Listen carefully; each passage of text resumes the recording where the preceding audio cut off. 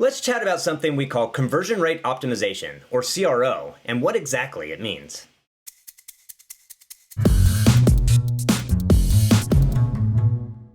Conversion rate optimization is the process of improving your website and content in order to increase conversions or the percentage of users who complete a desired action. You can calculate your conversion rate percentage by dividing your total conversions by your total website visitors and multiply that by 100. Now, conversion rate optimization is all about optimizing your content and storefront to increase that conversion rate percentage.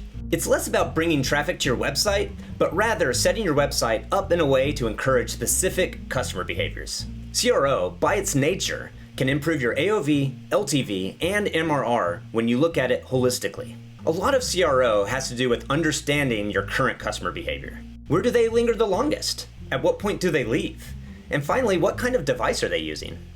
You can leverage all of this data paired with A/B testing to find the best setup for your website and boost your conversion rate. So here's the recap. Conversion rate optimization is optimizing your website for increased conversion. Understanding your customer behavior is key.